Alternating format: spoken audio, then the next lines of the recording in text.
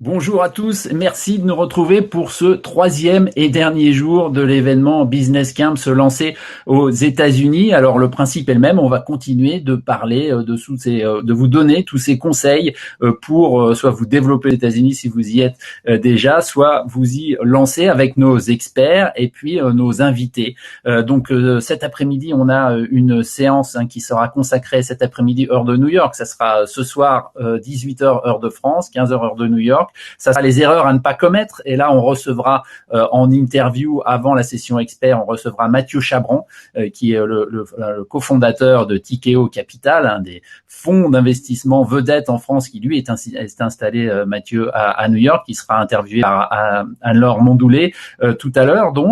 Mais la séance de ce matin, eh bien, il s'agit de parler du M&A. Est-ce que c'est la voie royale pour s'implanter aux USA? Alors M&A, parfois un terme qui peut faire peur. Disons plus largement acquisition. Est-ce que c'est la bonne manière de prendre pied ou de se développer aux États-Unis? On aura trois experts pour parler de tout cela dans une demi-heure. Olivier Attia, Elliot Norman et Valérie Demont. Mais avant tout, on va commencer avec l'invité vedette de cette session, qui est Michael Fribourg.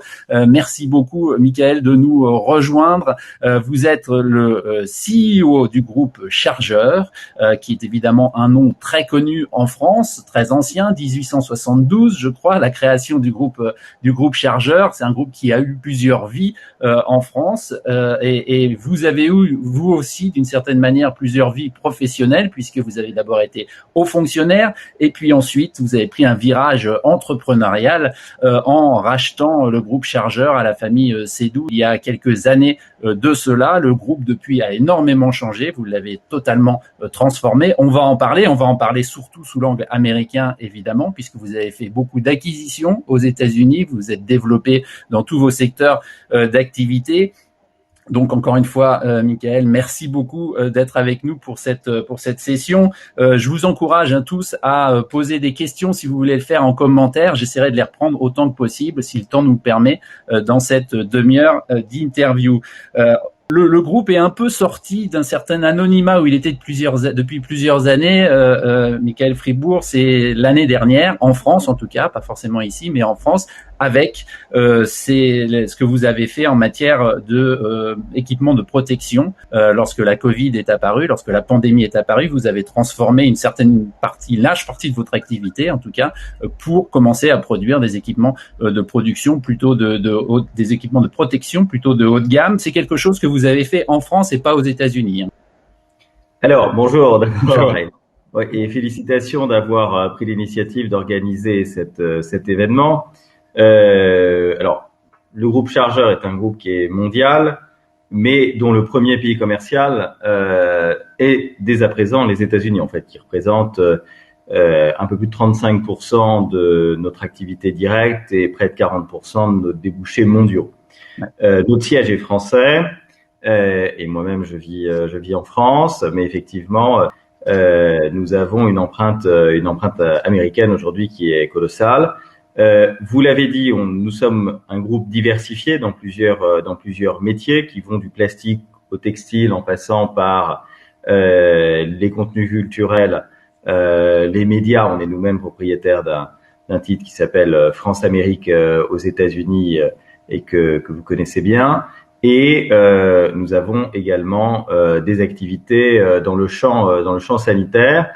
Nous avons, face à la crise, effectivement, développé toute une série de solutions d'équipements de protection. Alors pas qu'en France, on a fait aussi également beaucoup en Asie d'abord, en Europe, mais aussi aux États-Unis, puisque nous avons nos produits qui ont été diffusés dans beaucoup de réseaux commerciaux, et qui le sont aujourd'hui toujours pour les États qui maintiennent l'usage de ces équipements de protection. Donc oui, effectivement, nous avons fait pivoter une partie de notre activité industrielle et pour pouvoir répondre à l'effort collectif, si j'ose dire, dans ces domaines, et sur une stratégie très haut de gamme à travers notre marque Lanier Santé, qui continue d'avoir énormément d'expansion et qui aux États-Unis est vendu sous la marque Lanier Health and Wellness, et qui aussi est un très beau succès sur le marché américain. Pour vous, c'est une nouvelle activité. Vous l'avez dit que vous avez lancé à l'occasion de la pandémie. C'est devenu stratégique. C'était parce qu'on a vu beaucoup de grands groupes se mettre à faire des gels des gels de nettoyage. Et on a vu beaucoup de gens faire des masques, parfois d'ailleurs avec un succès mitigé. Certains se retrouvent avec des masques qui n'ont pas réussi à vendre, etc., etc. Il y a eu toute une sorte de bulle de communication à l'époque. Vous, c'est plus stratégique. Ouais, Vous faire ça sur le long terme. je pense qu'à l'époque, l'an dernier, quand ce problème a surgi, d'abord, il y a beaucoup d'industriels qui ont voulu trouver le moyen de répondre à l'effort collectif. Et donc, vous avez des industriels comme LVMH, Clarins, qui sont des groupes aussi très présents aux États-Unis, qui ont fait ce que vous disiez du gel hydroalcoolique. D'autres, comme le groupe Michelin, ont fait aussi des masques. Et nous-mêmes, nous avons fait énormément de masques, de blouses, d'équipements de protection pour les professionnels de santé, mais aussi pour le grand public. Mais tout ça s'insérait en fait dans un schéma industriel où nous produisions déjà en fait des équipements de cette nature, mais pas dans ces proportions. Simplement, là, on l'a fait à une échelle absolument colossale, puisqu'on a produit l'an dernier à peu près 1,5 milliard d'unités. Enfin, depuis l'an dernier, 1,5 milliard d'unités de ces produits, ce qui représentait plus de 30 Boeing 747 en termes de volume, ce qui vous dit aussi les ponts aériens que nous avons mis en place entre différents territoires, y compris d'ailleurs au bénéfice des États-Unis.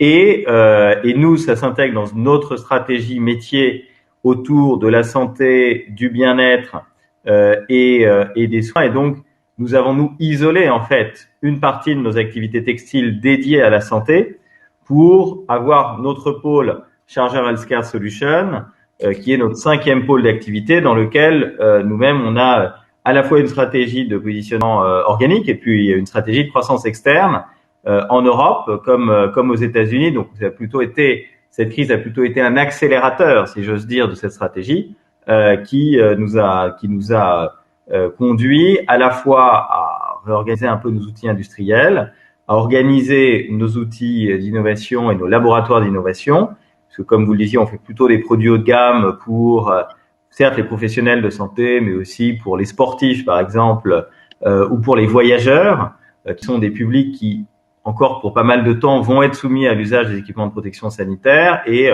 notre site Lénière Santé qui sert le marché français, mais aussi le marché européen et aussi le marché américain en fait. Donc quelqu'un aux États-Unis aujourd'hui peut très bien aller sur le site de lenière-santé.com et trouver l'étendue de la gamme de produits et bénéficier d'un delivery sur le territoire américain, puisque nous sommes organisés logistiquement mondialement. Et à côté de cela, effectivement, nous avons aussi d'autres gammes de produits qui sont tournées vers le B2B ou vers surtout le B2B2C et le B2C. C'est-à-dire qu'on les vend en pharmacie, mais on les vend aussi en direct via les plateformes digitales, que ce soit notre site ou les sites Amazon. Et ça a été un succès commercial important puisque ça a représenté quand même plusieurs centaines de millions d'euros de chiffre d'affaires l'an dernier. Et ça représente aujourd'hui encore des chiffres d'affaires très importants. Notre stratégie très premium qui répond à la stratégie globale du groupe Charger, puisque nous sommes plutôt un groupe présent dans ce qu'on appelle le luxe industriel, c'est-à-dire ces produits haut de gamme qu'on retrouve dans beaucoup de champs industriels, notre positionnement et notre segmentation de marché fait que nous ne subissons pas du tout les problématiques de concurrence à bas coût ou d'enjeux de cette nature. On est plutôt dans des logiques d'innovation différenciantes et c'est ce qui est payant pour nos équipes et payant aussi pour nos différents territoires. Alors justement, on va parler de cette stratégie et pour ce qui nous concerne, pour notre sujet d'aujourd'hui, particulièrement aux États-Unis. Lorsque vous avez repris le groupe, on l'a dit, et vous l'avez beaucoup transformé, vous avez décidé d'en faire un groupe de niche à haute valeur ajoutée, etc. Quel a été votre chemin de pensée aux États-Unis lorsque vous avez voulu vous développer aux États-Unis? Vous avez repris assez tôt dans votre stratégie des entreprises américaines, je crois, il y a 3 ans, une entreprise comme PCC Interling en matière d'entoilage. Ça, c'est des techniques haut de gamme pour la mode et d'autres acquisitions. On parlera un peu plus tard des musées, sans doute. Quelle est la stratégie qui a guidé vos pas, en l'occurrence, sur les États-Unis? Alors, déjà, le groupe Charger, en fait, avait comme premier pays commercial des États-Unis depuis pas mal d'années, en fait. Quand moi j'ai repris le groupe, c'était déjà un des pays qui pesait à peu près 15% de notre chiffre d'affaires mondial. Nous avons une stratégie délibérée qui était d'accélérer dans les pays développés. Nous avions, comme beaucoup de groupes mondiaux, et à l'époque, Chargeur était déjà dans 30 pays. Aujourd'hui, nous sommes dans une centaine de pays dans le monde. Mais nous avions une stratégie qui était à la fois de continuer à se développer sur les pays émergents, mais de mettre une allocation de capitaux, une allocation de nos ressources humaines importante sur le territoire américain, pour une raison assez simple. C'est que nous considérions que dans les industries à haute valeur ajoutée, les États-Unis continuent finalement d'être la force motrice de l'économie mondiale. Premièrement. Deuxièmement, que le savoir-faire américain en termes d'innovation, de marketing et de puissance logistique pour des activités industrielles et de services associés était largement en avance sur d'autres territoires, clairement les territoires européens, mais aussi largement les territoires du sud-est asiatique. Et donc, constatant cet état de fait, nous avons décidé de surallouer nos moyens et nos ressources sur les pays développés, à commencer par les États-Unis. Au cours des dernières années, on a fait 4 acquisitions importantes pour nous sur le marché américain, de la côte est à la côte ouest, de Cranberry dans le New Jersey à Rancho Cucamonga en Californie, à chaque fois parce que nous étions adossés à une stratégie très haut de gamme avec des sociétés de niche américaines qui pouvaient présenter un grand intérêt de diffusion mondiale de leur modèle. Ce qui nous intéressait systématiquement, c'était à la fois d'être fort sur le marché américain, de gagner des parts de marché sur le territoire américain ou nord-américain, mais aussi de pouvoir diffuser le modèle commercial, industriel, logistique d'innovation que ces sociétés américaines avaient développé sur leur territoire, mais de le diffuser, nous, mondialement. L'un des métiers de Chargeur, c'est de diffuser mondialement des savoir-faire, que ce soit des savoir-faire européens ou américains aujourd'hui.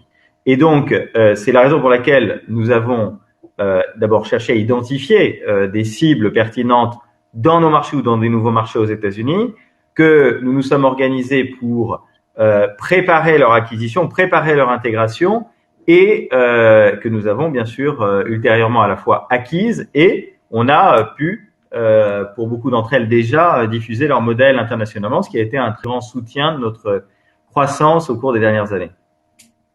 Parce que c'est là où votre stratégie est peut-être un peu originale par rapport à beaucoup d'entreprises de votre taille, y compris françaises, enfin européennes, qui viennent ici. C'est que très souvent, on vient ici pour acheter des parts de marché. Ce qui intéresse en général, c'est le marché américain, sa taille, son caractère unique, etc. Vous êtes dans une logique un peu différente. Vous voulez trouver les pépites qui ensuite vont pouvoir devenir des pépites mondiales et Exactement. Nous, notre métier, c'est vraiment de mondialiser les savoir-faire. Donc, dans le cas américain, évidemment, déjà, un des enjeux quand vous réfléchissez en termes de part de marché, c'est quel est le marché pertinent. Souvent, vous le savez, une entreprise américaine, même si elle est dominante, elle est souvent dominante grâce à une hyperpuissance sur un marché de référence qui peut être géographique, la côte est, la côte ouest. C'est rare qu'elle soit très puissante sur tout le spectre du territoire américain. Donc déjà, quand vous regardez la part de marché de référence, ça donne des marges de progrès qui sont extrêmement intéressantes sur le marché américain.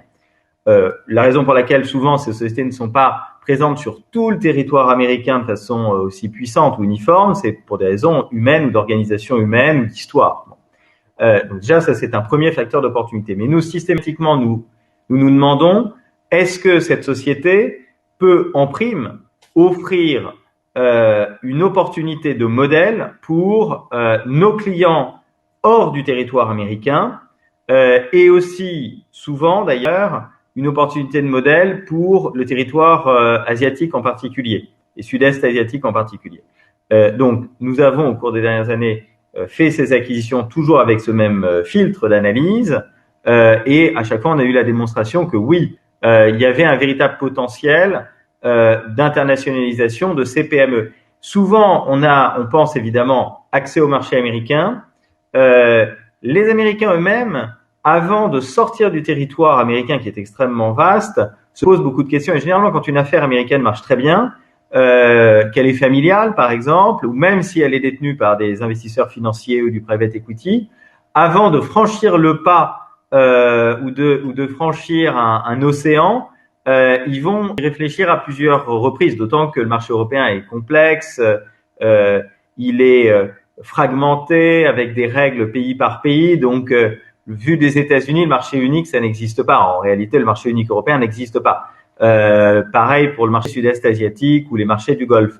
Donc, avoir un acteur comme nous qui connaissons déjà d'autres territoires, puisque nous sommes, comme je vous le disais, sur plus de 95 pays hors des États-Unis, eh bien, nous leur économisons énormément d'énergie, de temps, avant de savoir s'il est pertinent aujourd'hui d'aller s'implanter au Vietnam, en Arabie Saoudite, à Taïwan ou même en Italie, si vous voulez. Donc, à chaque fois, nous avons utilisé ce spectre-là, mais en étant très progressifs sur le chemin critique leur permettant de s'internationaliser.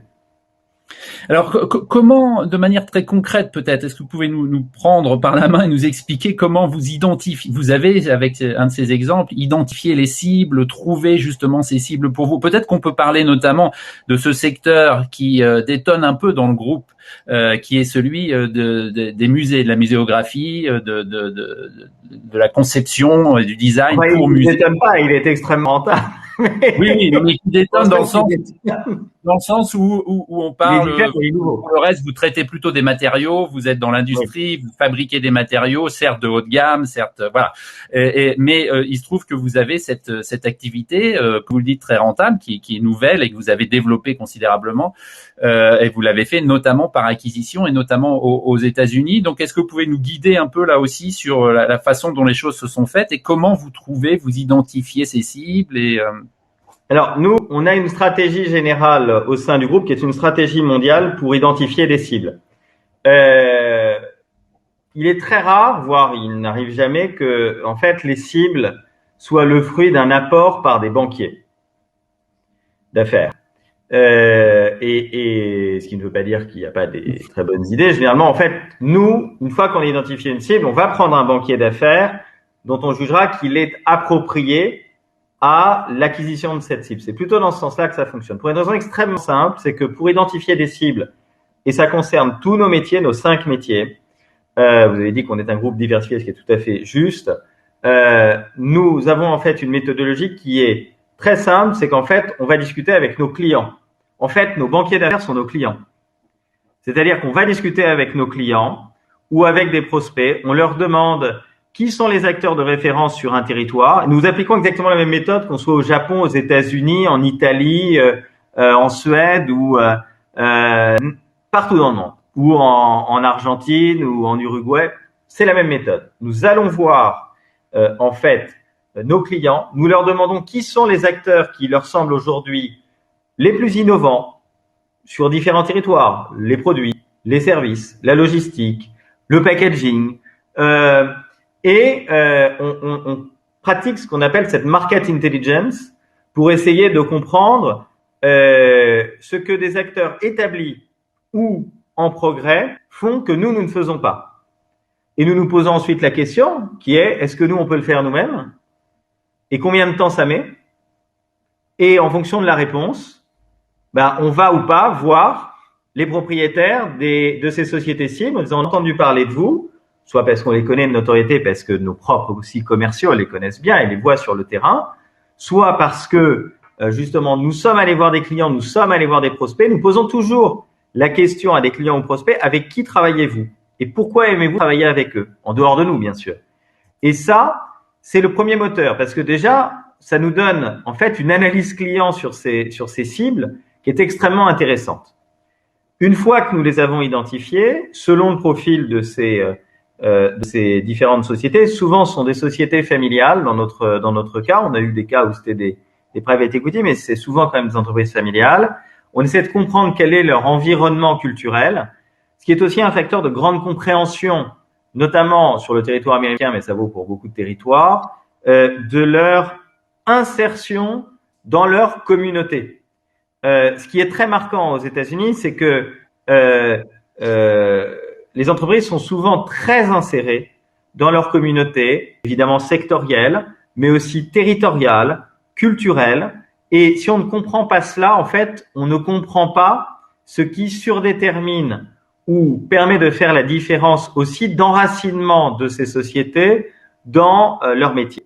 Et donc, c'est pour ça aussi que je disais, nous choisissons alors des banquiers qui nous semblent les plus à même de nous accompagner pour décoder les valeurs, les priorités de ces propriétaires, leurs ambitions, leurs interrogations, et étant entendu que évidemment nous sommes un groupe français que généralement ils ne connaissent pas, ils ne nous connaissent, soit ils nous connaissent de notoriété dans les secteurs, mais sinon ils connaissent pas véritablement la France, ils connaissent pas le capitalisme français ou européen, et donc il est très important de décoder l'échelle de valeur de nos interlocuteurs en face. Donc on passe beaucoup de temps à cela, on le fait, je le disais, avec les clients d'abord de ces sociétés, ensuite avec les propriétaires pour aller se présenter à eux en ayant eu une bonne compréhension de leurs propres enjeux, qui peuvent être des enjeux de développement, d'internationalisation, de développement même domestique, de succession, d'ambition pour l'organisation des générations futures en leur sein.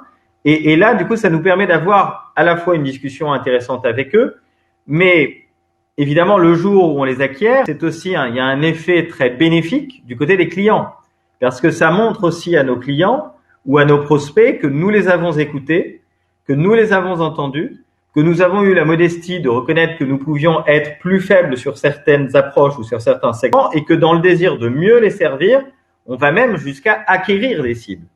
Et ça fait une différence considérable, et je pense que c'est ce qui fait qu'aujourd'hui, dans tous nos métiers, dans 4 de nos métiers sur 5, nous sommes numéro 1 mondial, mais aussi nous sommes numéro 1 aux États-Unis, comme nous sommes numéro 1 en Europe et numéro 1 même en Chine.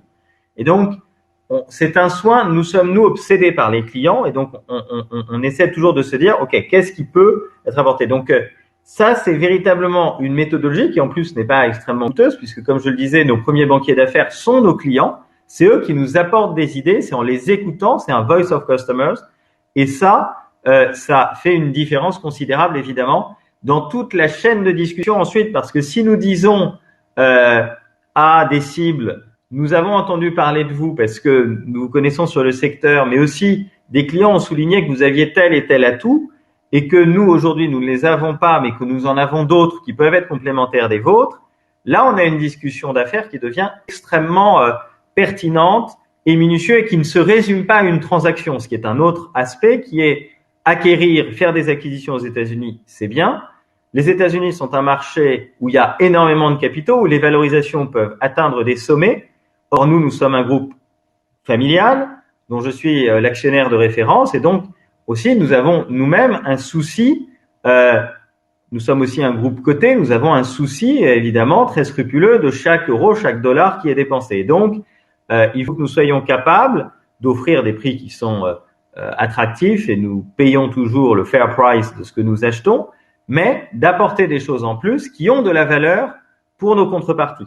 Et ça, c'est évidemment très important. Il ne s'agit pas seulement de se dire « je veux faire une acquisition pour être plus fort et pour accroître mon leadership sur le marché américain et accroître ma force d'innovation et de service ». C'est important d'avoir à l'esprit aussi toute une série de différences qui peuvent être apportées à nos sociétés cibles, et de forces additionnelles qu'on peut leur apporter et qui vont venir compléter le dispositif matériel, parce qu'il n'y a pas que l'aspect du prix qui va intéresser des gens dont c'est un peu l'enfant supplémentaire, si j'ose dire. Ce sont souvent des gens qui sont très engagés de longue date dans ces affaires, pendant plusieurs décennies pour certaines d'entre elles, et c'est là évidemment clé. Donc nous l'avons appliqué à chacune de nos acquisitions aux États-Unis, dont l'acquisition que vous avez mentionnée aussi dans l'aménagement et la scénographie muséale. Nous sommes devenus numéro 1 sur le marché américain grâce à notre acquisition de la société DNP près de Washington, et clairement ça fait aussi une différence importante, parce que nous raisonnons toujours en nous disant ok, il ne s'agit pas seulement d'être un acteur parmi d'autres aux États-Unis, on veut être nous le numéro 1 sur le marché américain quand on y est. Est-ce que dans le processus d'acquisition, vous avez vu, vous pouvez discerner, j'allais dire sans tomber dans le cliché, hein, mais des traits américains dans la façon dont les choses se passent. Très souvent, on nous dit, hein, les experts nous le diront tout à l'heure, dès qu'on va dans quelques minutes, quand on va commencer la table ronde, il y a des différences en termes de vitesse. Il faut aller plus vite ici. Alors, vous l'avez évoqué, des différences en termes de prix. Souvent, les Européens ont l'impression que ce qu'ils achètent ou ce qu'ils veulent acheter aux États-Unis est overpriced. Comment est-ce que vous avez distingué ou finalement une acquisition est une acquisition partout? Non, je pense que comme partout, il n'y a pas de différence américaine notoirement marquée en la matière. La question n'est pas quelle est la différence, si vous me permettez, quelle est la différence des Américains, mais quelle est la différence d'un Français pour un Américain. Ouais. C'est plutôt, au lieu de se poser la question en quoi eux ils sont différents pour nous, la question à se poser c'est en quoi nous, Français, nous pouvons être différents pour eux en fait. Mm-hmm. Et la France est un petit pays. Un certain nombre d'Américains connaissent la France pour des raisons historiques ou des raisons touristiques. Quand c'est pour des raisons historiques, souvent c'est parce qu'ils ont des membres de leur famille qui sont venus se battre pour libérer nos territoires. Et donc, ils ont des connaissances. La France, pour eux, est un petit pays. Et la France est effectivement un pays de petite dimension à leur échelle. Et donc, avoir des groupes internationaux ou des groupes qui s'internationalisent et se développent aux États-Unis est pour eux quelque chose de finalement assez original.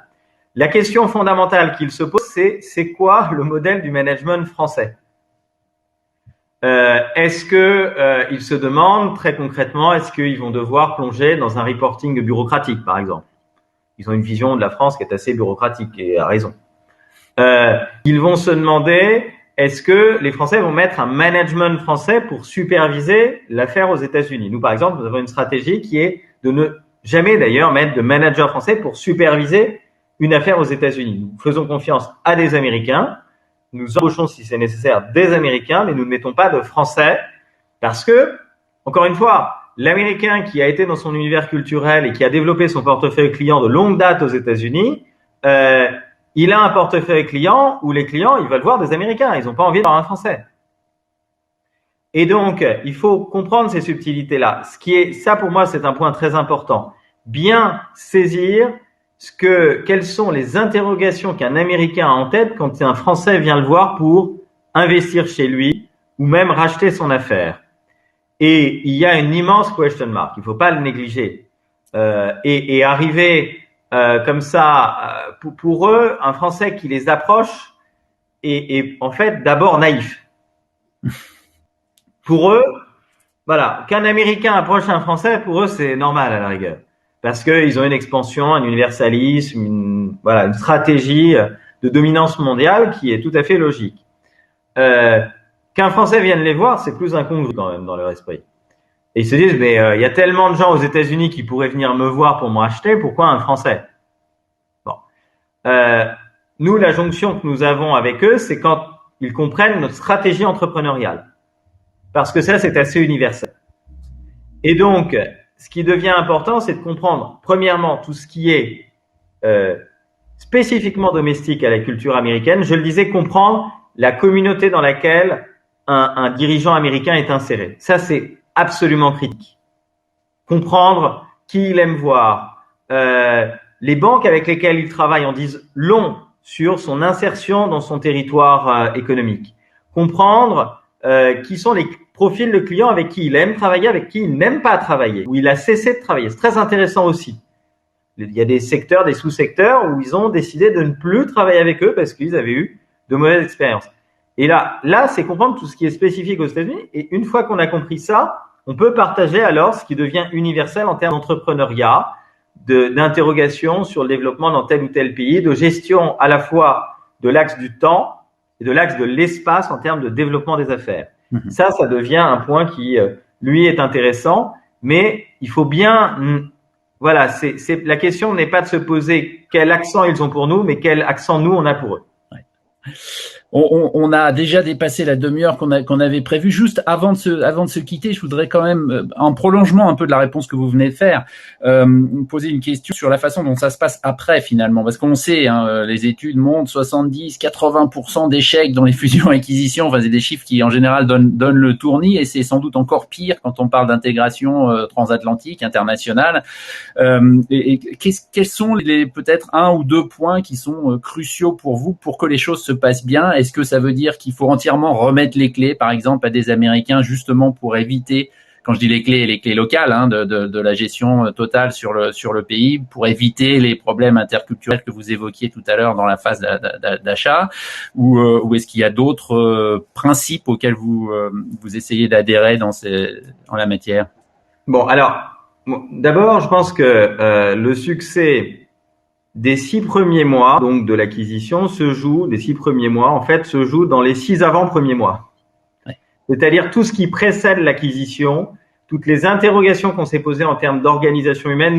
Il nous est arrivé, en préalable à des acquisitions importantes, vous avez mentionné l'acquisition PCC dans le secteur des textiles techniques aux États-Unis en 2018, 6 mois avant, nous avons en fait nommé à la tête du métier qui faisait cette acquisition une dirigeante américaine qui était d'origine asiatique, qui donc connaissait parfaitement toute une série d'enjeux et qui nous permettait de mieux comprendre, durant toute la phase de diligence, puis à l'acquisition, un certain nombre d'enjeux interculturels. Deuxièmement, ce qui nous semble important, effectivement, c'est de ne pas, la confiance n'exclut pas le contrôle, c'est de ne pas laisser, évidemment, la bride sur le cou à des personnes que nous ne connaissons pas encore, mais clairement de faire confiance à des gens qui savent entreprendre, qui connaissent leur métier, et de ne pas mettre en place des échelles bureaucratiques qui viennent finalement anesthésier leur culture d'entreprise. Le troisième point, c'est comme dans beaucoup d'enjeux, c'est de trouver les quick wins. C'est-à-dire que ce qu'il faut quand même saisir, c'est que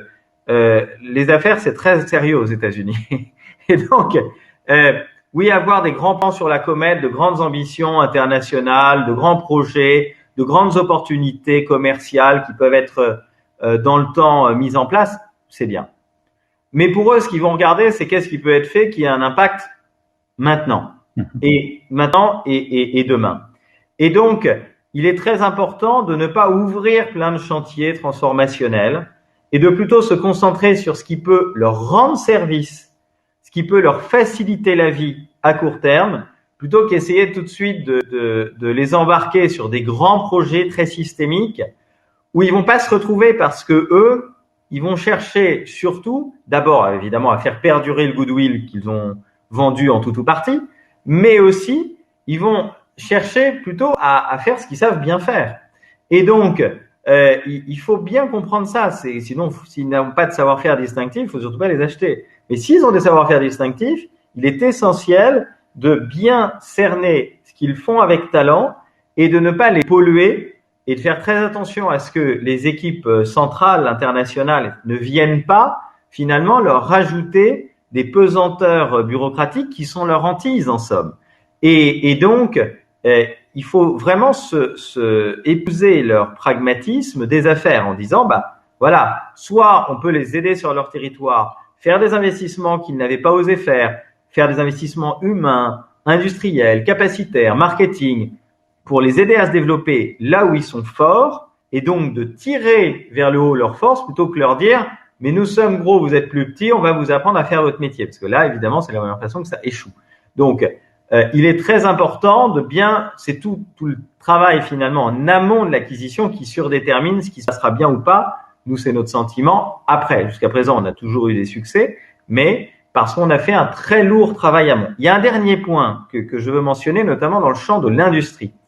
Le modèle industriel américain, comme d'ailleurs le modèle de service américain, est pas exactement charpenté comme le modèle européen nécessairement. Les Américains vont vraiment mettre toute leur énergie tournée vers le client et peut-être mettre un peu moins d'énergie dans l'ingénierie ou la sophistication très forte de leur solution de service. C'est-à-dire qu'ils préfèrent avoir un service simple qui marche plutôt qu'un service qui fait papa-maman et qui est le couteau multifonction qui est très bien sur le papier, mais où on va utiliser une des fonctions une fois tous les 3 ans. Et donc, ça, c'est très important parce que quand vous mettez, par exemple, des ingénieurs européens face à des outils industriels américains ou des outils ou des organisations logistiques américaines, le français ou l'européen, lui, va vouloir traiter finalement toute une série de cas qui sont des cas à très forte probabilité dans son organisation en Europe, même si finalement il a besoin de ce service ou de cette organisation une fois tous les 2 ans, là où l'américain, il va raisonner en 80-20, lui. Et donc, il va dire, OK, peut-être que dans un an, on va me demander quelque chose que mon organisation ne permet pas tout de suite de faire, mais je me débrouillerai. On verra bien. Et je dirai oui, puis je m'organiserai ensuite. Et ça, c'est très important à comprendre comme différence parce que sinon, une fois que vous achetez, si vous avez aux ingénieurs européens qui commencent à dire aux Américains ou vos spécialistes de la logistique, de l'organisation commerciale, vous devriez faire comme nous en Europe parce que c'est plus sophistiqué, ça fait plus joli, c'est plus intéressant. L'Américain, d'abord, il va pas comprendre, ça va pas l'intéresser. Il va dire, ouais, c'est très bien, mais au fond, si je le fais, si je vais au bout de tout ce qu'on me demande là, ça va m'augmenter mon chiffre d'affaires marginalement quoi, de 4%, alors que si je fais bien ce que je sais faire, je vais pouvoir au contraire démultiplier mon chiffre d'affaires. Et donc, ça, cette différence culturelle-là, elle est très importante à comprendre parce que, encore une fois, l'Américain raisonne en 80-20 et l'Européen, lui, il veut éviter finalement toute une batterie de problèmes qui se poseront peu, mais qui peuvent se poser. Et vu qu'il ne veut pas être défaillant dans des hypothèses peu élevées, il va sophistiquer énormément son organisation, son modèle, c'est très, voilà, il va créer une sorte de jardin à la française ou à l'anglaise, très chic, très élaboré, mais qui ne répondra pas exactement à l'attente en fait des clients. Et l'Américain est beaucoup plus tourné vers l'attente de l'extérieur et des clients quand même que l'Européen qui, voilà, a sa sociologie interne qu'il veut faire perdurer. Voilà. Formidable. Le pragmatisme américain, on y revient toujours. Merci beaucoup de toutes ces explications très en profondeur, très intéressantes. Je suis sûr que les entrepreneurs et dirigeantes qui nous ont écoutés ont appris beaucoup. Merci surtout d'avoir trouvé le temps dans un emploi du temps que c'est très chargé. On apprécie tous beaucoup. À très bientôt, Michael. Merci de ce temps. Et puis on va continuer avec nos experts qu'on va faire venir. Donc, Michael, vous pouvez éteindre votre caméra quand vous voulez, magnifique. Et avec Olivier Attia, Elliot Norman et Valérie Demont, qui sont les experts qui vont venir parler finalement du même sujet, chacun dans son aire d'expertise. Et c'est tout de suite après ça. Meet Francois, an executive at La French Company. He hired a non-responsive IT vendor with no experience working with French businesses, and he wasn't sure his business's digital infrastructure was protected. Then Francois discovered Lynette, and he was able to breathe. Lynette monitored his equipment, helped employee productivity, minimized disruptions, and helped Francois's business grow while simplifying its digital transformation. Want a trusted IT partner? Visit our website. Bonjour. Bonjour. Bonjour. Merci beaucoup. Je suis sûr que l'interview de Michael Fribourg vous a inspiré des remarques, des commentaires. Il y avait beaucoup de choses intéressantes. Donc, j'espère que ça va nourrir nos échanges. Le principe, c'est le même. 45, le même que les jours précédents. 45 minutes où on va entendre à tour de rôle chacun de nos experts. Et puis ensuite, on aura des tables rondes. Chacun aura sa propre table et vous aurez l'occasion de leur poser vos questions, d'échanger avec eux ou d'échanger entre vous, éventuellement sur ces sujets-là, si vous le souhaitez. Et puis on finira tout ça par 30 minutes environ de networking en one-on-one avec notre fameux chat roulette qui vous attribue aléatoirement des interlocuteurs pour 5 minutes de manière à ce qu'on puisse faire connaissance tous ensemble. Merci beaucoup. Alors on avait prévu et on va le faire, commencer par Olivier Attia, donc de Gershon Consulting, pour parler de ces sujets de fusion-acquisition, et en commençant évidemment par les cibles finalement, c'est-à-dire quelle est la bonne manière d'identifier les cibles, d'identifier la bonne cible. Olivier, vous voulez partager la présentation? C'est bon, vous voyez tout? Magnifique, c'est un miracle, ça marche. Ça marche. Parfait. Merci beaucoup à toute l'équipe de French Morning, Julien, Romain, Emmanuel, de m'avoir invité à cette session. On a entendu plein de mots-clés qu'on va reprendre lors de cette présentation sur comment trouver justement les cibles. Plein de mots-clés qu'on a entendus de Michael Fribourg, très intéressant dans cette expérience de recherche de cibles. On a entendu communauté de cibles, stratégie mondiale pour identifier les cibles, méthodologie, market intelligence. On va revenir là-dessus. Donc, pour ce qui est de la présentation, je suis là, voilà. On va parler voiture, l'A3. L'A3, en fait, l'A3, c'est notre méthodologie. Analyser, approcher et arranger. C'est comme ça qu'on a mis en place notre méthodologie pour justement trouver ces cibles. Et voilà tous les thèmes que nous allons voir dans cette présentation. Je vais essayer de faire bref dans ces 15 minutes parce qu'il y a beaucoup de points à revoir sur la manière dont on trouve justement ces cibles pour faire une fusion ou racheter une société sur le territoire américain. Donc première étape, l'analyse, comprendre où on va mettre les pieds, justement cette notion de business intelligence. Évidemment, la partie la plus intéressante, c'est de l'approche.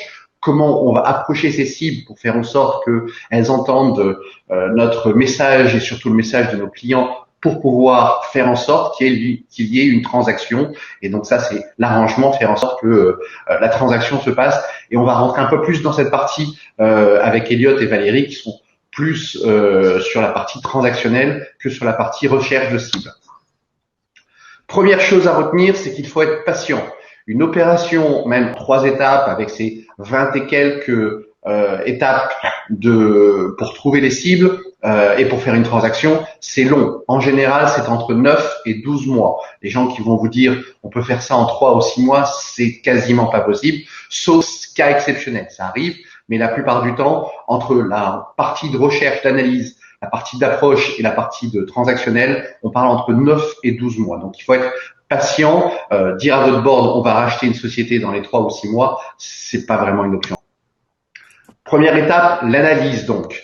Elliot, je vais devoir récupérer le ownership de cette phrase de Benjamin Franklin. If you fail to plan, you should plan to fail. Tout est une question de planification. La première chose que nous allons faire, c'est savoir où on met les pieds. Qu'est-ce qu'il faut savoir sur l'environnement sur lequel on va aller? Il y a beaucoup d'options. Est-ce qu'on va targeter des sociétés qui sont plus dans notre corps de métier? Est-ce qu'on va aller autour de notre corps de métier? Est-ce qu'on va chercher du côté côte ouest, de côte est? Est-ce qu'on a un élément géographique?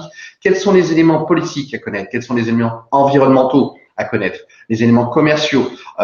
De cette première analyse, on va sortir avec un vrai document, un document de 60-80 pages, donc quelque chose de très complet, avec toutes les analyses nécessaires, les PESTEL, les SWOT matrix, les porteurs, tous ces éléments fondamentaux à connaître pour pouvoir se dire, je sais où je vais mettre les pieds, je sais qui sont les acteurs, je sais les gens avec qui j'ai envie de travailler demain et pourquoi ils seraient intéressés par parler acquisition avec nous. Et notamment, il en a parlé tout à l'heure, Michael Fribourg, la notion de la target, les cibles. Est-ce qu'on va chercher dans le même environnement, ce qui est traditionnel d'un point de vue européen, ou est-ce qu'on va penser à client?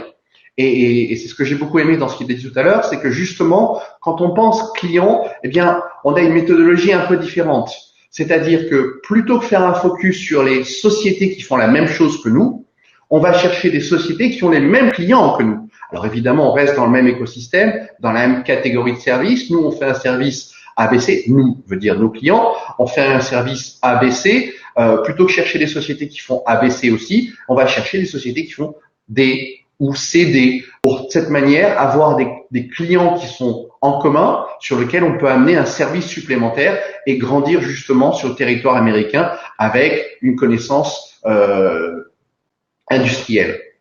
Ensuite, on va parler de l'approche. Donc, première partie, analyse, compréhension de l'environnement, récupération d'un maximum de données pour savoir où on va aller, quel message on va utiliser. Cibler les cibles, effectivement, avec 3 choses. Je me suis pas présenté et c'est l'occasion de me présenter ici. Mon nom est Olivier Attia, je suis dirigeant de Gershon Consulting et je suis un vendeur. je vends aux États-Unis depuis 26 ans des solutions de technologie. J'étais entrepreneur pendant 15 ans et depuis 8 ans, j'aide les sociétés françaises à s'établir sur le marché américain.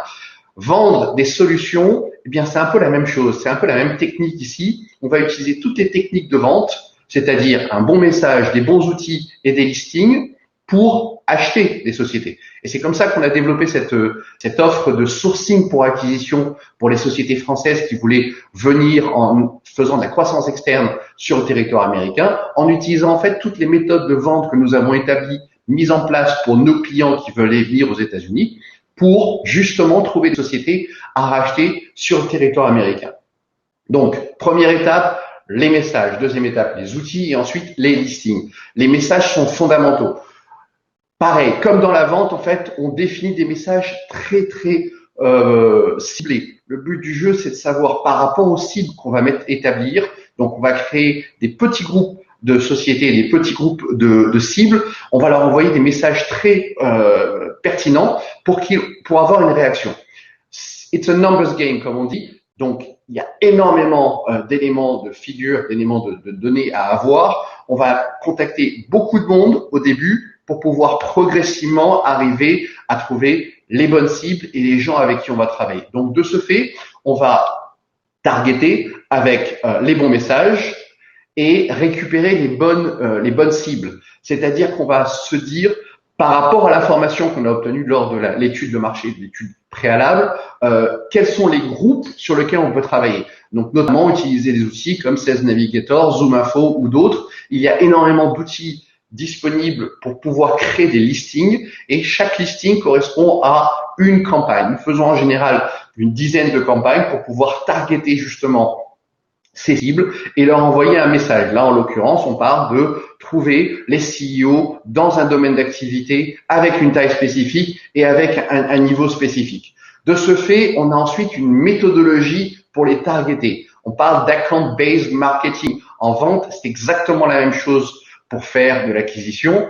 On va targeter ces gens. Donc, on va commencer par se connecter avec eux sur LinkedIn. Ensuite, on va les suivre sur Twitter, sur Facebook, sur tous les environnements. Ensuite, on va commencer à leur envoyer des messages sur les différentes plateformes. Ensuite, on va faire de l'emailing sous forme de drip campaign pour ensuite s'assurer que on a qualifié ou pré-qualifié ces sociétés pour ensuite les présenter à nos clients qui sont là justement pour faire une acquisition. Là, c'est un exemple de drip campaign. Donc, nous avons un premier email qui est un email de teaser. Sur la base de cet email, et tout ça se fait de manière automatique. Sur cette premier email, si l'email est ouvert, on va envoyer un deuxième email avec plus d'informations. Et si ce deuxième email est ouvert ou il y a un clic sur l'email, là, ensuite, on va lancer ce qu'on appelle un call for action, c'est-à-dire une action pour organiser un meeting. Si ce n'est pas le cas, on fait des rappels. Un deuxième, un troisième rappel jusqu'au moment où on s'aperçoit que c'est plus du tout un lead. À partir de là, on sait où on en est.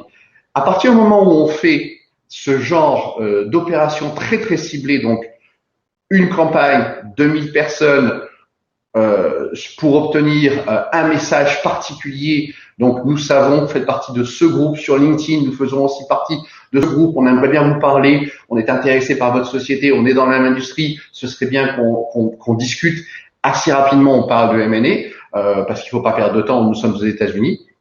On a un excellent retour. Les gens nous disent c'est pas possible. Vous ne pouvez pas nous obtenir un taux d'ouverture entre 30 et 50%. C'est le cas.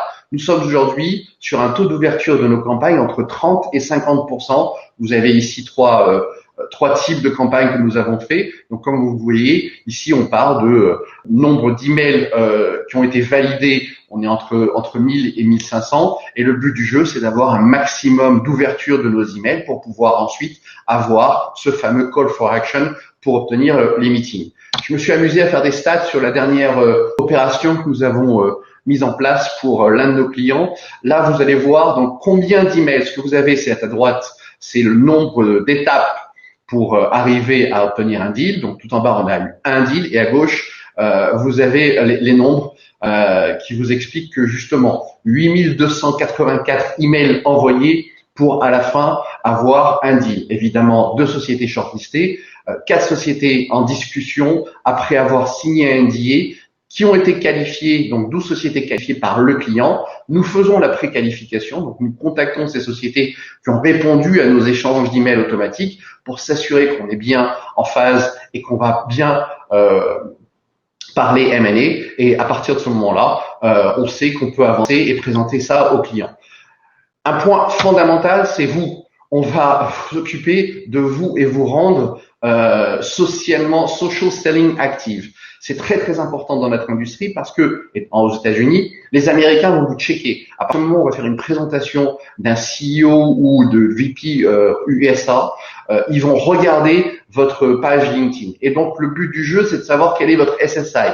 Je suis sûr que beaucoup d'entre vous ne connaissaient pas avant le terme de SSI, le Social Selling Index, qui est quelque chose qui a été inventé par LinkedIn, qui est un KPI, pour savoir à quel point, si vous êtes dans le 1% du 1%. Moi, il m'a fallu 2 ans pour arriver au 1% de mon industrie et 1% de mon réseau avec un SSI de 82. Si vous êtes en dessous de 50, on va travailler avec vous pour s'assurer que si vous avez 3 personnes en commun avec les gens qu'on va vous présenter, c'est pas bon. Par contre, si vous en avez 200, c'est nettement plus intéressant. Il va répondre, il va être intéressé, la cible va être intéressée à vous suivre. Ensuite, arranger. Il me reste à peu près 5 minutes pour vous parler de comment ça se passe. C'est un mariage.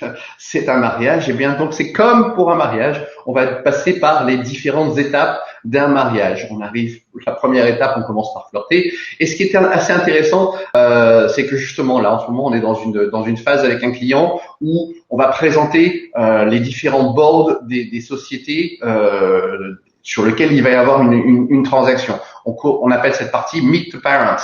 Comme pour un mariage, eh bien les parents doivent se rencontrer pour savoir si effectivement le mariage va bien se passer. C'est exactement la même chose. Une chose étonnante par rapport à ce qu'on a découvert sur ces différentes années et différents projets de M&A, c'est que les Américains, dans ce cadre de mariage, eh bien préfèrent dire avant de se marier, on va se fiancer avant. C'est-à-dire on va travailler ensemble.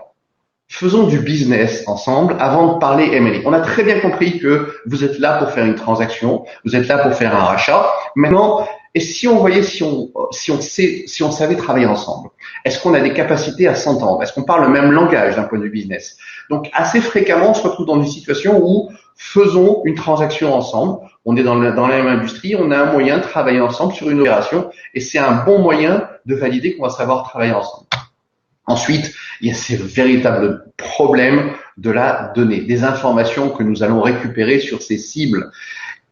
Il n'y a pas d'infogreffe aux États-Unis, il n'y a pas de société.com, il n'y a quasiment pas d'informations. Donc, pour pouvoir avoir ces informations fondamentales, pour pouvoir faire une estimation de la valeur de la société que nous allons racheter pour nos clients, eh bien, on est obligé de passer par le NDA. Maintenant, il faut faire très attention.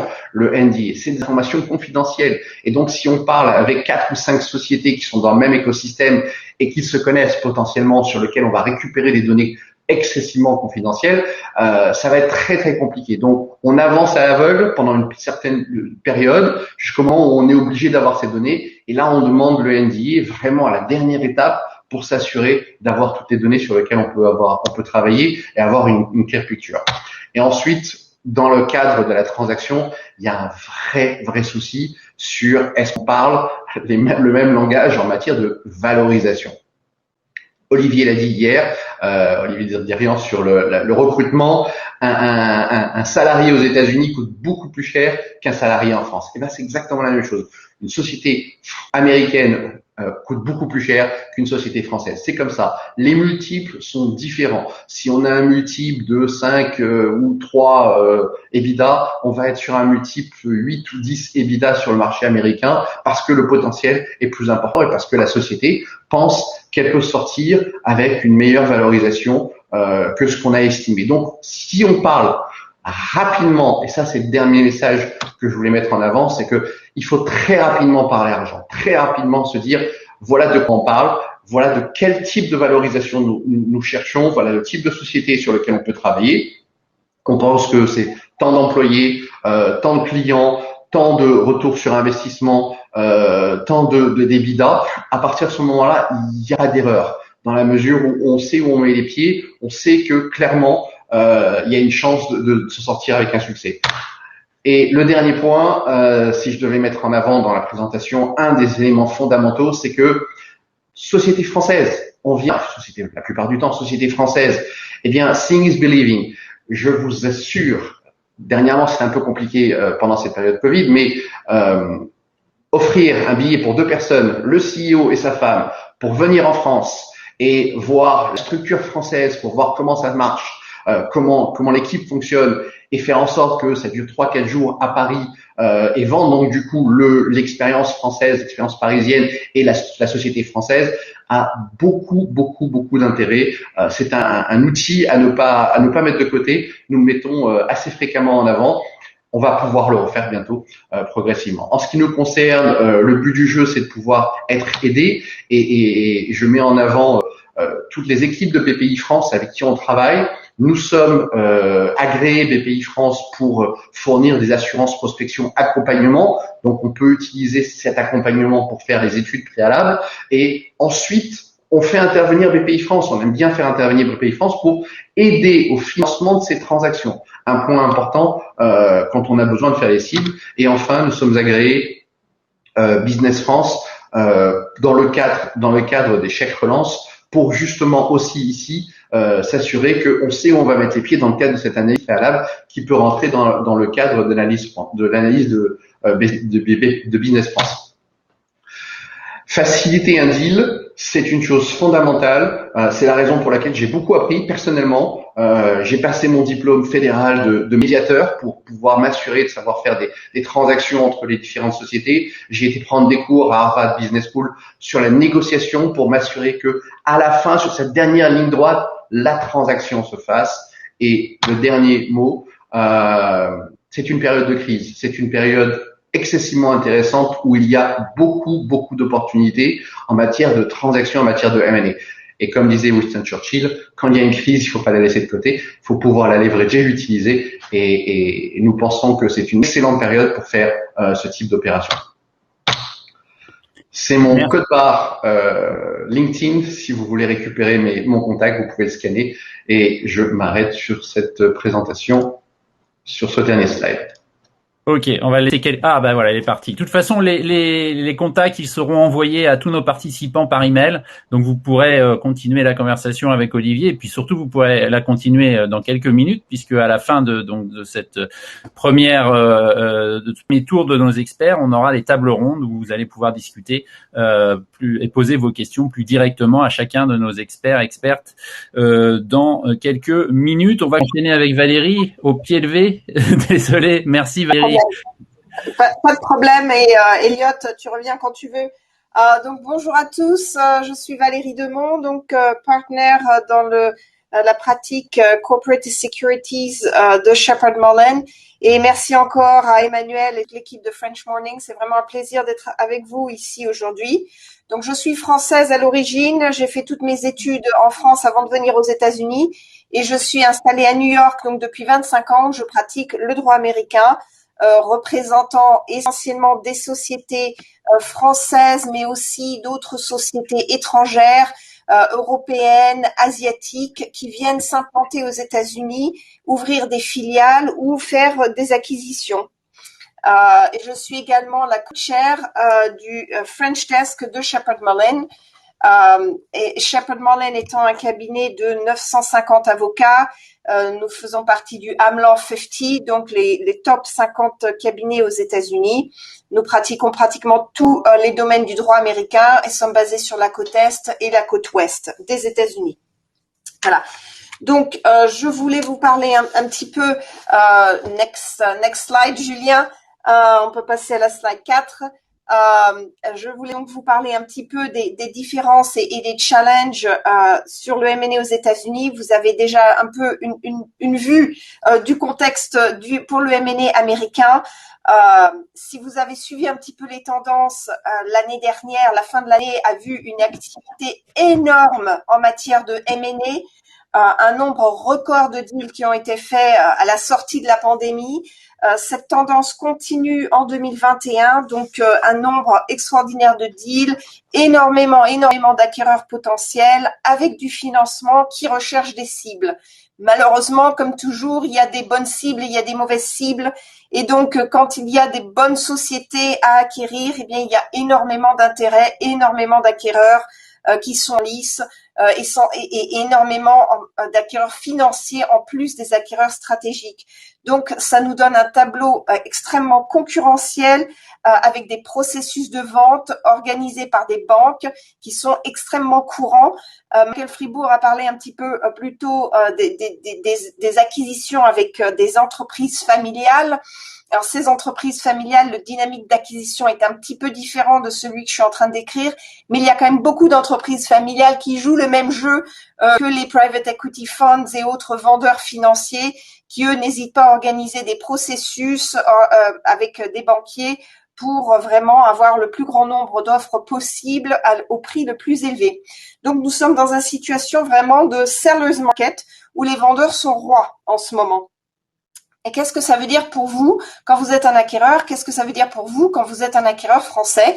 Ça veut dire qu'il va y avoir un certain nombre de challenges qu'il va falloir comprendre afin de bien pouvoir vous positionner et bien pouvoir vendre votre offre aux vendeurs, effectivement.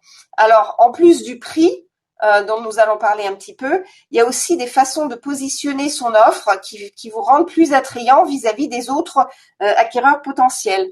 Un élément très important va être bien sûr la structure fiscale de votre offre. C'est classique, c'est naturel, mais il faut bien comprendre que dans un contexte américain, être une entreprise française, ça peut être un petit peu difficile de ce côté-là. Donc il faut par exemple bien comprendre que les vendeurs vont rechercher la fiscalité la plus basse, donc ce qui est la fiscalité des capital gains aux États-Unis. Et que dans ce contexte-là, par exemple, imposer des conditions d'emploi de la management team associées au paiement de certaines tranches de prix, par exemple, risque de requalifier la fiscalité de ces paiements et de ce prix et le sortir du domaine des capital gains. Et souvent, on voit des entrepreneurs français, des acquéreurs français qui disent, bon, voilà, on va avoir une portion du prix qui est liée au fait que le dirigeant va rester dans la société pendant un certain nombre d'années. Si vous liez le prix de vente au maintien de l'emploi, vous sortez automatiquement du giron des capital gains, ce qui va pas plaire aux vendeurs. Les asset deals, les acquisitions d'actifs également sont pas forcément tout à fait appréciées par les vendeurs. Elles sont bien pour les acquéreurs, mais sont pas terribles pour les vendeurs parce qu'elles requièrent un double niveau d'imposition dans certains cas. Si vous avez une C-Corp en face de vous, elles peuvent également résulter en un niveau d'imposition plus élevé dans les mains de vendeurs si c'est une C-Corp, où ils vont être soumis à un traitement de ordinary income et pas capital gains. Donc, vous avez un certain nombre de sujets de ce côté-là, vraiment être conscient de ces sujets-là. Également, une grosse partie de l'exercice en ce moment consiste souvent à demander aux vendeurs de réinvestir une partie des produits de la vente dans des titres de la société qui acquiert. Ça s'appelle le rollover. Aux États-Unis, le rollover se fait de façon relativement efficace fiscalement. Il y a des tax-free rollover qui peuvent être structurés. Mais quand vous essayez de faire du rollover dans une entreprise française, ça devient beaucoup plus compliqué, très difficile de maintenir le système de tax-free américain. Et quand il s'agit de faire du rollover de stock options dans des rollovers françaises, n'y pensez même pas. Donc, il y a quand même un certain nombre de challenges fiscaux dont il faut être conscient quand vous faites une offre vis-à-vis des vendeurs. Autre chose que les vendeurs vont vraiment rechercher, c'est la certitude du closing. Qu'est-ce que je veux dire par là? Ça veut dire qu'ils vont vouloir avoir très peu de conditions au closing. Là encore, pour une entreprise française, ça peut être un petit peu plus délicat. Il peut y avoir un certain nombre de conditions au closing qui sont requises par vos structures ou par la réglementation française. Aux États-Unis, ça veut dire que les vendeurs ne voudront pas avoir de conditions relatives au financement du prix. Même si vous avez besoin d'aller emprunter, il ne faut pas que ce soit une condition à votre closing. Il veut vouloir que vous puissiez vous engager sur la base de votre balance sheet. Il ne veut pas vouloir que vous alliez voir les clients, les bailleurs, les fournisseurs pour obtenir les consentements. Ils vont batailler contre ça. Également, souvent, vous allez vouloir que la management team signe des contrats de travail pour s'engager avec vous post-closing. Bien souvent, les vendeurs vont refuser que ce soit une condition au closing, surtout si ce sont des vendeurs financiers. Ils ne vont pas vouloir que le deal soit potentiellement held up ou délayé parce que vous êtes en négociation avec la management team sur leur contrat de travail. Autre point important, c'est la certitude du prix. Julien, c'est la slide d'avant. La certitude du prix, qu'est-ce que ça veut dire? Merci. Ça veut simplement dire que les vendeurs vont vouloir limiter les recours que vous puissiez avoir contre eux post-closing en indemnité. Ils vont vouloir limiter les recours que vous puissiez avoir sur les ajustements de prix. Et donc, de plus en plus dans les deals de sociétés, des ventes de sociétés privées, on voit des situations où les vendeurs soit refusent de vous donner des indemnités, on appelle ça un public M&A style deal, soit ils vont limiter leur indemnité à des escrocs qui vont être limités, et ils vont vous demander de souscrire à des polices de Rep and Warranty Insurance. Alors, les polices de Rep and Warranty Insurance se développent en Europe. Elles sont pas encore très répandues. Aux États-Unis, elles sont devenues extrêmement fréquentes et on va en parler bientôt. Mais en gros, ces polices permettent de décharger l'obligation d'indemnisation du vendeur sur l'assureur et permettent donc au vendeur d'avoir une certitude qu'il n'y aura pas de recours contre le prix et contre eux post-closing. Il y a certains aspects négatifs de ces assurances et en particulier, elles coûtent très cher et elles vous demandent de faire beaucoup plus de due diligence que vous n'en feriez normalement dans un deal. Et puis finalement, autre challenge pour les sociétés françaises sera souvent le problème de la rapidité d'exécution. Avant, on trouvait normal d'avoir des périodes d'exclusivité entre 30 et 60 jours dans les processus de vente. Maintenant, dans certains secteurs, les vendeurs vous donnent 1 semaine, 2 semaines, 3 semaines maximum pour arriver à une signature du contrat. Donc, ça demande d'être équipé, ça demande d'être prêt, ça demande d'être présent. Et c'est très difficile de maintenir ces timelines très serrées quand vous êtes une société étrangère qui n'avait jamais fait de deal aux États-Unis, par exemple. Autre challenge dont vous avez entendu parler un petit peu avec Michael et Olivier, c'est les histoires de valorisation. Vous avez entendu dire effectivement que les valorisations sont très élevées aux États-Unis. Avec le boom que nous connaissons, avec la concurrence entre acquéreurs dont je viens de vous parler, les prix pour les bonnes sociétés aux États-Unis sont forts.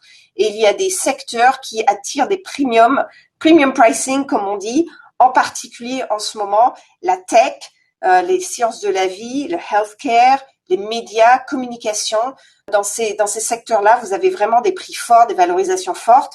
Là, je viens de signer un deal la semaine dernière où le multiple était de 20 fois les revenus de la cible. Donc, une cible avec 10 millions de revenus, le prix était au-delà de 200 millions de dollars. Et c'était un des prix les plus bas. Donc, vraiment de fortes valorisations. Il faut pouvoir payer le prix si vous voulez l'emporter par rapport aux autres concurrents. Ce qui fait qu'il y a un certain nombre d'aménagements qui sont de plus en plus négociés entre les acquéreurs et les vendeurs pour arriver à bridger le prix. L'un d'entre eux est le rollover dont je viens de parler, qui est donc de demander aux vendeurs de réinvestir une portion du prix dans votre société. Mais là, comme je l'ai expliqué pour les sociétés françaises, il y a des problèmes à surmonter, essentiellement des problèmes fiscaux et des problèmes également de confort du vendeur américain qui se retrouve à investir dans une société française et à être soumis aux droits français, dont il ne connaît absolument rien. De plus en plus, on voit aussi des earn-out être négociés entre les parties. Il y a à peu près 20% des deals maintenant qui ont des earn-out. Les earn-out sont de plus en plus longs, donc c'est sur des périodes de 2 à 3 ans maintenant, alors qu'avant on parlait d'earn-out sur des périodes de 12 mois. Et dans certains secteurs, en particulier les sciences de la vie, la valorisation de l'earn-out peut être jusqu'à 40% du prix. Donc ça aide à bridger le gap au niveau des valorisations. On voit une grosse tendance à la hausse dans les earn-out, mais en même temps, les earn-out sont une cause quasi certaine de disputes post-closing entre les parties. Si pour une raison ou une autre, le earn-out n'est pas payé dans son intégralité, le earn-out complique également les négociations.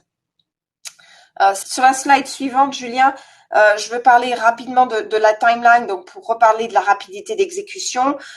Dans le système français, souvent, on passe par étapes, on progresse avec d'abord les étapes dont Olivier parlait plus tôt, ensuite les étapes de due diligence. Une fois que vous avez une lettre d'intention, vous passez en due diligence, et puis une fois que vous êtes satisfait avec la due diligence, vous passez en rédaction de contrat. Avec les timelines qui vous sont imposées maintenant par les vendeurs, il est pratiquement impossible de procéder de cette manière-là. Il faut vraiment tout mettre en parallèle. La due diligence, la négociation de contrat, l'intégration, tout doit fonctionner en parallèle, et les informations doivent être fluides entre les différents tracks.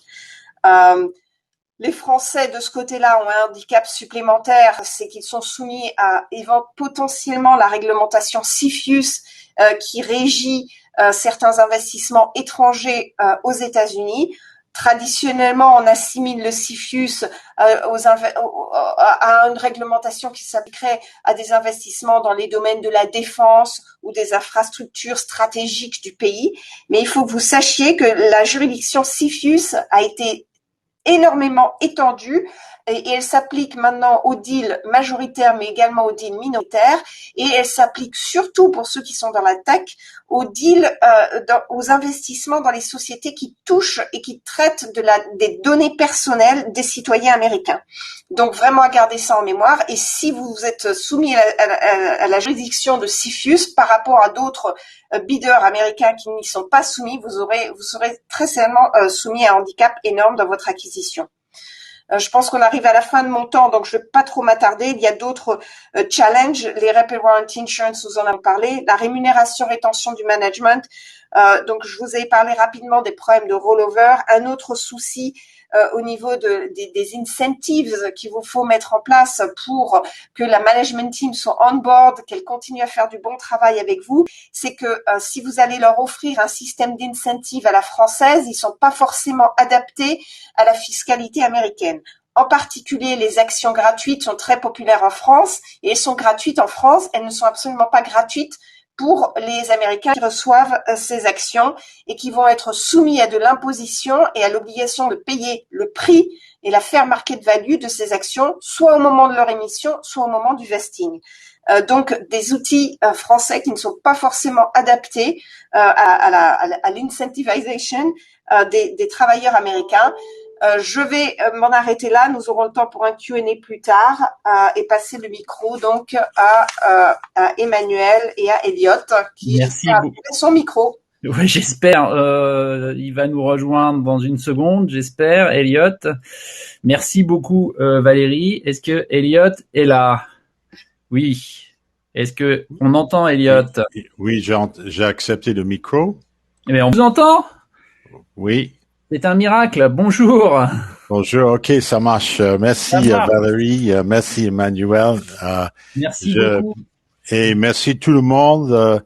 On commence pas dans l'ordre qu'on avait envisagé, mais il n'y a pas de problème. Et je remercie. We're nimble. Voilà. Et si vous pouvez mettre des planches, Julien, pour moi, ça marcherait. Merci. D'accord. OK. Je suis avec Transatlantique. Je remercie tout le monde et je suis également ravi d'être avec mes collaborateurs, Olivier et Valérie. J'ai fondé Transatlantique en 2019 après avoir aidé comme avocat plus que 30 entreprises françaises à s'implanter aux États-Unis. J'ai aidé avec leurs investissements, leurs incitations dont Valérie vient de parler, les transferts de personnel clés, et de temps en temps les transactions M&A. Transatlantique est plus simple. Nous sommes des intermédiaires entre vendeurs et acheteurs dans les cross-border transactions sur les deux côtés d'Atlantique. Alors, Transatlantique, c'est notre nom.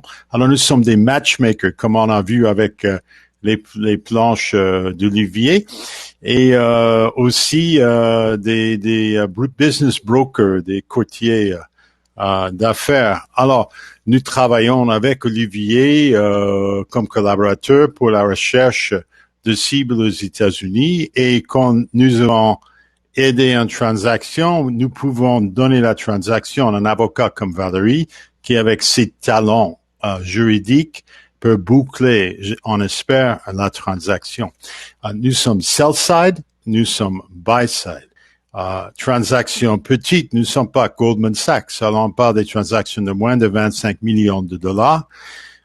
Et même maintenant, pas mal de transactions, j'ai 4 maintenant en préparation, de moins de 1 million de dollars. Pour stratégie de visa, parce qu'il y a des familles canadiennes ou des familles françaises qui aimeraient bien venir aux États-Unis avec une petite transaction. Et c'est très favorable au consulat américain, soit à Paris, soit à Toronto, à faire venir les gens. Si on fait un rachat et sous les règlements du département d'État, on peut mettre tout l'argent pour acheter une société pour 500 000 dollars, par exemple, sous séquestre à une banque en attendant un visa, et à partir du moment qu'on a le visa d'investissement, on peut libérer cet argent. Et avec cette stratégie, des entrepreneurs peuvent facilement venir aux États-Unis sans complication. Ils achètent une distributeur, ils achètent une consulting d'ingénierie, ils achètent par exemple une last mile trucking company avec tout des camions qui délivrent des paquets pour Amazon et pour FedEx. C'est maintenant à la mode à vendre ça pour 600, 700 000 dollars. Et puis, quand ils arrivent comme ça, ils sont stables du point de vue de visa, qui est un point important maintenant avec tout qui est bloqué entre la France et les États-Unis. Et puis, ils peuvent chercher sérieusement, avec de la patience, la transaction idéale. Je peux vous donner un peu idée de ce qu'on fait parce que ça répond à beaucoup de questions qu'on avait posées aujourd'hui. Nous avons par exemple une menuiserie architecturale, Architectural Woodworking Company à vendre, chiffre d'affaires 25 millions, EBITDA 5 millions, 115 employés non syndiqués, avec une vendeur qui est prête à financer 5 millions de l'achat parce qu'il est allé à sa banque et avec une garantie de Small Business Administration, il peut obtenir 5 millions de dollars. Alors, ça veut dire une valorisation 4 fois, peut-être 5 fois de EBITDA dans cette industrie. Un autre exemple, on représente sur le buy side, un fabricant de fauteuils de haute gamme de Québec qui cherche à acheter une société fabricante de fauteuils aux États-Unis. Alors ça, c'est un exemple classique de ce que Valérie et Olivier vont dire le pivoter, changer de cap, changer de chemin, exactement quand on fait de la voile et on va près de bord comme dans un voilier. Pourquoi on doit pivoter? Parce qu'on a découvert tout de suite qu'il y a beaucoup de problèmes de mettre la marque canadienne ensemble avec une marque américaine et ne pas diluer la valeur du produit. Alors, on a décidé de pivoter et acheter un fabricant de contrat. Pas acheter, mais signer un contrat avec un fabricant de contrat. Et comme ça, on a la capacité pour créer des fauteuils. Et puis plus tard, on aura une option à acheter le fabricant. Troisième chose, peut montrer aussi comment il faut pivoter, il faut être flexible dans les acquisitions. On a un fabricant de cabinets, aussi canadien, qui couvre très bien avec ses distributeurs les États-Unis. Mais comme vous savez, les États-Unis, très grand entre la côte Est et la côte Ouest. Il veut vraiment acheter à côte Ouest. Alors, on a regardé la Californie et on est revenu vers lui en disant, ça marche pas. La réglementation commerciale est encore de plus en plus difficile en Californie et les valeurs sont hors prix. Alors, on a changé de tactique. On a dit, on va acheter un petit fabricant à Nevada ou à Utah ou à Arizona, à côté de Californie. On va transférer de capital, on va transférer la machinerie. Et comme ça, on peut exporter les cabinets de ces États vers la Californie. Voilà un changement de tactique. C'est ça ce que nous aimons faire comme intermédiaire, comme matchmaker. Quatrième exemple, parce qu'on n'a pas toujours de succès. J'ai trouvé à la fois un acheteur européen, suédois, anglais, français, enfin tous les 3 pays, qui voulait entrer dans l'énergie solaire aux États-Unis. Et j'ai trouvé à la fois une société d'énergie solaire qui voulait vendre. J'ai dit, OK, c'est un match qui sera fait en ciel, fantastique. Et voilà ce qui s'est passé. On a mis l'acheteur et le vendeur ensemble. Ça marchait pas. La couture, le moyen de négocier, la lassitude d'acheteur, le délai, la confusion, la manque de confiance dans le financement. Alors finalement, après 6 mois, tout le monde a gaspillé le temps et ils ont dit non. Et ça, c'est un bon exemple de comment ne pas suivre vraiment les leçons de nos leaders comme Benjamin Franklin et son successeur 20e siècle, je vais expliquer, Steve Jobs. Julien, je peux avoir la deuxième planche, s'il vous plaît?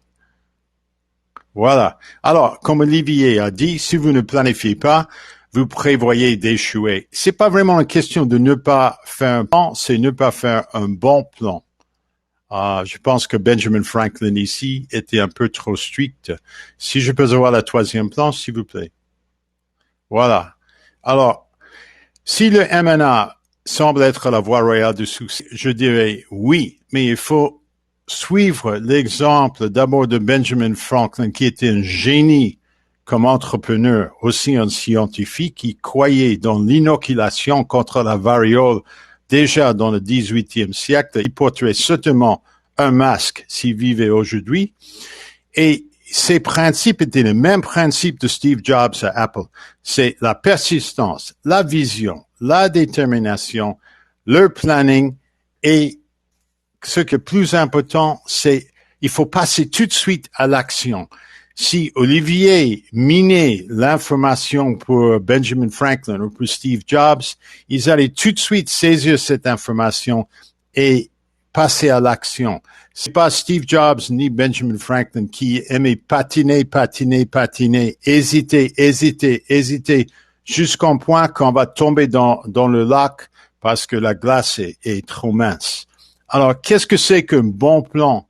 En suivant l'exemple de Franklin, qui a fait toutes sortes d'acquisitions dans sa vie, peut créer un monopoly à Philadelphie dans l'industrie d'imprimerie et parmi les journaux. Est-ce que je peux avoir la prochaine planche, s'il vous plaît? C'est d'abord avoir un plan qui va reconnaître les secteurs américains, comme elle a dit Valérie, qui sont chauds. L'énergie renouvelable, la livraison directe aux consommateurs, le digital, le travail virtuel. Mais maintenant, il faut, si je peux avoir la prochaine planche. Merci.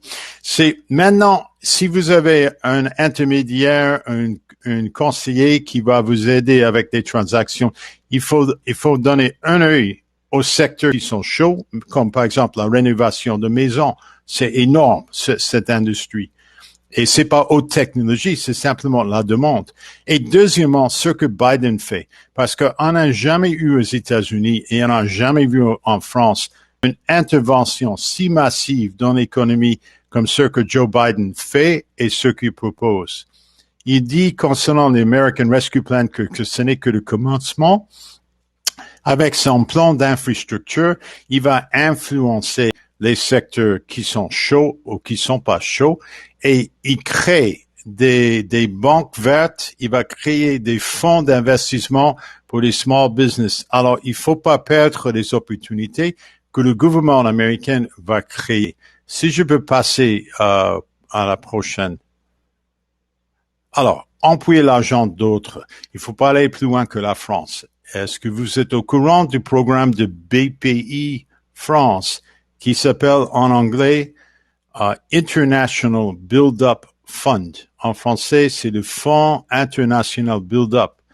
C'est un fonds de co-investissement pour les entreprises PME et familiales. Alors, imaginez bien que vous voulez acheter une entreprise aux États-Unis pour 20 millions. Vous pouvez faire une application avec BPI France en disant, je veux faire cette application. Si BPI France dit oui, vous allez investir 12 millions pour acheter 60% des actions et c'est BPI France qui va donner 8 millions pour avoir 40% des actions. Alors, co-investissement avec BPI, c'est pas mal. Et si vous avez besoin d'infos sur cela, je peux vous mettre en contact avec Monsieur Emmanuel Denouet qui gère ce programme avec BPI. Aux États-Unis, nous aurons sous la législation d'infrastructure à peu près les mêmes structures pour certaines industries. Il faut être au courant pour avoir ces sources. Bien sûr, comme j'ai donné comme exemple, le Small Business Administration fait des garanties de prêts de banque. Alors, pour les cibles, ils peuvent emprunter de l'argent et financer aussi une partie des acquisitions. Tout à voir. Aussi, une autre chose, c'est sous Biden, nous allons favoriser les entreprises MBW, Minority Business and Women's Entreprises. Ça veut dire que pas toutes les entreprises sont égales quand vous choisissez une cible. Et il y a certaines entreprises qui prendront des avantages. Bon, dans les dernières 3 minutes qui me restent, est-ce que je peux passer à une autre planche? Voilà. Négociation American Style. Ah oui, ça peut être un peu brutal et chez nous, il faut avoir le courage, si on vous jette une verre d'eau glacée dans le visage, de recommencer. Prochaine planche, s'il vous plaît. Alors, négociation the American Way. J'ai 2 points ici. Comme Valérie avait évoqué, comme Olivier avait évoqué, la préparation, oui. Ça prend 6 mois, peut être sérieux, 3 mois, pas si sérieux, mais à partir du moment que vous êtes parti, comme dans les mots de Franklin, dans les mots de Steve Jobs, il faut passer à l'action. Il faut pas dire, ah oui, peut-être je vais revenir le mois prochain. Les Américains n'ont pas la patience pour ça. Ils respectent l'agressivité dans les négociations, dans mon avis. Si quelqu'un dit non, ça veut pas dire non chez nous. Ça veut dire, vous pouvez revenir. Et après 5 fois, si on dit toujours non, OK, c'est un non final. Et finalement, moi, je trouve, pour négocier l'American Way, il faut vous distinguer. Vous venez de France, vous êtes de loin, peut-être vous offrez 22 millions si le vendeur demande 20 millions. Comme ça, vous pouvez vous distinguer, vous aurez son attention. Et avec la différence entre l'euro et le dollar, que l'euro est à $1,23, ça va pas vous coûter beaucoup. Et avec cela, vous pouvez commencer avec un prix plus haut et puis vous pouvez dépendre dans la période de due diligence avec le NDA dont Olivier avait parlé, avec l'intervention d'un avocat comme Valérie, à faire réduire le prix en disant on a tel ou tel problème, etc. Mais il faut faire quelque chose pour être remarqué dans les négociations. Alors les takeaways, s'il vous plaît, la prochaine planche. Prochaine, s'il vous plaît. Pivoter, maîtriser le pivot, c'est toujours important. J'avais le plaisir de travailler avec Criteo, qui est venu comme une entreprise sur Internet de retargeting de publicité. Le fondateur Jean-Baptiste Roudel, il a dit, on m'avait dit que c'était impossible. Le manifeste de ce fondateur, il a fait un levée de fonds de 250 millions de dollars avec les ADR, les American Depository Receipts, sur Nasdaq. Il a tout un chapitre sur le pivot. Comment pivoter? Pourquoi il faut pivoter? Pourquoi il faut être flexible? Ça, c'est un takeaway. S'il vous plaît, la prochaine planche. Ah oui, on peut revenir aussi à Gauguin. Il faut la soi-examination. Il faut savoir pourquoi vous voulez faire une acquisition. Quels sont vos objectifs ultimes? D'où venez-nous? Que sommes-nous? Où allons-nous? Voilà, Tahiti. Dernière planche. Et pour nous, aux États-Unis, nous avons notre Tahiti. Imaginez bien que vous achetez une boîte de cybersécurité. Vous trouvez que San Francisco est trop cher. Avec le travail virtuel, vous êtes maintenant à Hawaï et c'est la vue de votre fenêtre après une opération M&A et voilà la voie royale du succès dans le M&A aux États-Unis. Merci. Merci Elliot, merci à tous les trois. On va retrouver nos trois experts et comme prévu, donc on va passer à la deuxième partie de cette phase, c'est-à-dire que on va se retrouver en table ronde. Donc le principe, c'est le même que les 2 jours précédents. Chacun de nos experts aura sa table ronde et vous pourrez leur poser les questions en essayant de tourner toutes les 15 minutes de manière à ce que chacun puisse accéder à nos experts. On va passer à cette phase suivante tout de suite après avoir écouté ce petit message de nos sponsors.